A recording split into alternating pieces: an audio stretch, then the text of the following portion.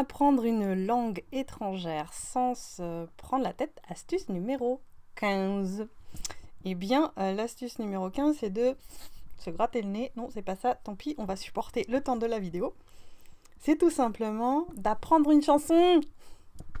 Et ce, dès le début. Alors, pourquoi apprendre une chanson? Bon, c'est vraiment... Bon, là, c'est une astuce, c'est un plus. C'est évidemment pas une nécessité absolue pour apprendre une langue. Apprendre une chanson, vu qu'il va falloir apprendre la hauteur des notes, qu'on va le faire plein de fois, etc., va permettre une excellente imprégnation de la langue.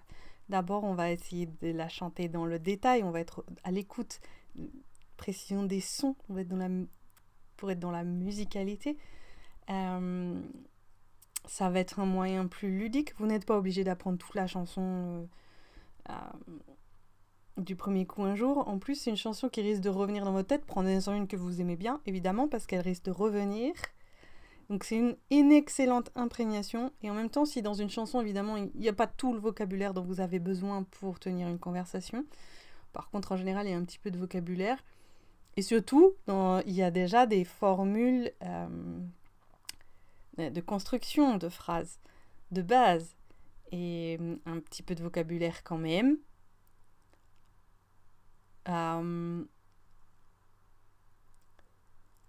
C'est une manière normalement agréable, alors attention à ceux qui n'aiment pas chanter, ils vont hurler, mais c'est une manière agréable de s'imprégner, mais ça fait plus que ça. Je sais pas trop, là je suis en train de me dire, mais comment je vais expliquer? Expérimentez-le, voilà, expérimentez-le. Ça a un effet à long terme. En norvégien, j'ai peut-être appris que 2-3 chansons, mais il y a eu des moments où, voilà, hein, dès que j'étais... Bon, moi j'aime bien me promener dans la nature. Je chantais comme ça, tranquillement, pas trop devant les gens, très très très rarement. Mais ces chansons, en fait, comment dire, ça vient vraiment ancrer quelque chose de la langue en nous. Vous pouvez choisir une chanson très facile pour enfants. Vous pouvez même choisir une chanson compliquée. Vous mettrez plus longtemps à l'apprendre, mais ça n'a pas d'importance. Juste une chanson qui vous plaît. Et je sais pas comment dire, c'est ce que j'appelle les tremplins. C'est-à-dire, ce sont des choses très simples, comme j'ai précisé avant, par exemple respirer, dormir, boire de l'eau. Ce sont des choses très simples qui n'ont pas l'air d'être importantes, qui ne payent pas de mine, mais qui ont un puissant effet. Voilà, donc je ne suis pas scientifique et je n'ai pas essayé sur 10 000 personnes. La différence entre la facilité à apprendre une langue, si on apprend 1, 2, 3 chansons de la langue ou non. Et même au début, moi j'apprends des chansons dans des langues que je ne connais pas. Je ne comprends pas vraiment ce que je dis. Donc je retiens que la musicalité, le son.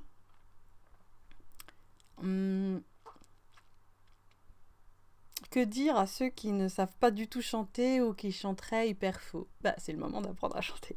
Non, vous n'êtes pas obligé. Vous pouvez apprendre un poème, mais ça n'a pas le même effet. Je ne sais pas si vous avez remarqué, mais dans l'apprentissage par cœur, apprendre en chantant peut aider. La preuve, c'est qu'une musique, elle nous revient spontanément, automatiquement dans la tête, alors qu'un texte, moins quand même. Moins, ça peut, mais... Oui, si quelqu'un nous a gueulé dessus, c'est possible que ces mots nous reviennent.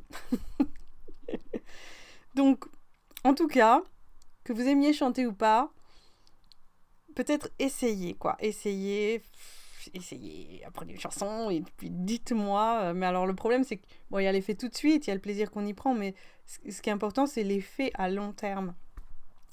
En tout cas, pour avoir appris plusieurs langues, et donc il y en a une dont je ne parle pas trop dans les vidéos, parce que je ne sais pas si je vais finalement l'apprendre ou pas, mais j'ai appris une chanson avant...